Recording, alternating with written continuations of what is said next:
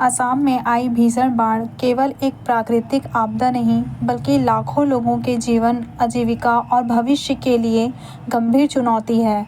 हालिया रिपोर्ट के अनुसार भारी बारिश और ब्रह्मपुत्र तथा उसकी सहायक नदियों के उफान से लाखों लोग प्रभावित हुए हैं।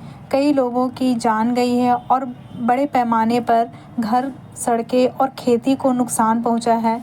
हाल ही में आप लोगों को सबको पता चल गया होगा कि अभी असम में एक बहुत ही बड़ा बाढ़ आया हुआ है, जिसकी वजह से वहाँ जो रह रहे थे लोग, उनको बहुत ही ज़्यादा परेशानी झेलने को पड़ रही है। कई लोगों के घर चले गए, घर टूट गए हैं।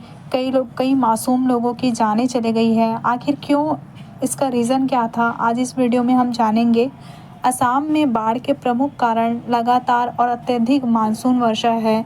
यह सभी लोग जानते हैं कि इस बीच अभी काफ़ी ज़्यादा वर्षा हुई है, जिसकी वजह से लोग असम में ही नहीं और भी बहुत सारे जगहों पे बाढ़ अभी आई हुई है। ब्रह्मपुत्र और उसकी सहायक नदियों का जल स्तर खतरे के निशान से ऊपर पहुंचना, नदी किनारों का कटाव और अधिक गाद सिल्ट जमा होना, वनों की कटाई और जलवायु परिवर्तन के कारण चरम मौसम की घटनाओं में वृद्धि। इसी वजह से असम में एक बहुत ही बड़ा नुकसान हमें देखने को मिला है। और आप सब भी न्यूज़ अभी देख रहे होंगे कि असम में जो लोग रह रहे थे, उनके घर तो बर्बाद हुए ही हैं। काफ़ी सारे मासूम लोगों की भी इसमें जानें गई है। आखिर इसका दोष किस पे दिया जाए? बाढ़ का प्रभाव, लाखों लोग बेघर होकर राहत शिविरों में रहने को मजबूर हो गए हैं। फसलें और पशुधन का भारी नुकसान हुआ है। आप लोगों ने देखा होगा कि असम में फसलें तो नुकसान हुई ही हैं, साथ ही साथ बहुत सारे पशु पक्षी जो थे, उनको भी इसका बहुत बड़ा सामना करना पड़ा है। कई पशुओं की जान चली गई है। सड़क, पुल, बिजली और संचार व्यवस्था प्रभावित हुए हैं। सारी बिजलियां वहां की चल जा चुकी है। बच्चों की शिक्षा और लोगों की आजीविका पर गंभीर असर भी पड़ा है। भारी बाढ़ की वजह से लोगों के स्कूल वगैरह बंद हो गए हैं। लोगों का बाहर निकलना मुश्किल हो गया है।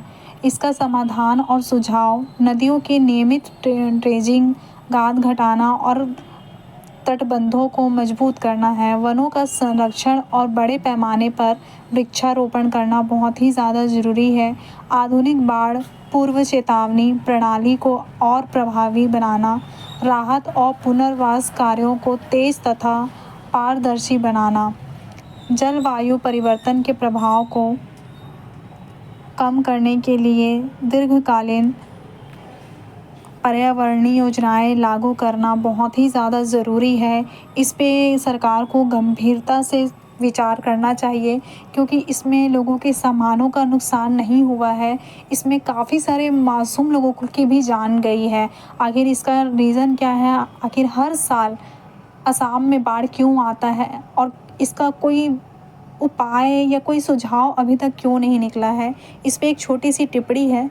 असम की बाढ़ हमें यह याद दिलाती है कि प्रकृति का सम्मान और पर्यावरण की रक्षा केवल विकल्प नहीं, बल्कि हमारी जिम्मेदारी है। सरकार, प्रशासन और समाज सभी को मिलकर ऐसे स्थायी समाधान अपनाने होंगे, जिससे हर साल आने वाली इस त्रासदी का प्रभाव कम किया जा सके। साथ ही बाढ़ प्रभावित जितने भी परिवारों को की हर संभव सहायता की जाए। जितने लोगों को भी इस बाढ़ से नुकसान हुआ है या जिनकी जीविकाएं गई हैं, उनको मानवीय कर्तव्य है कि उनका समाधान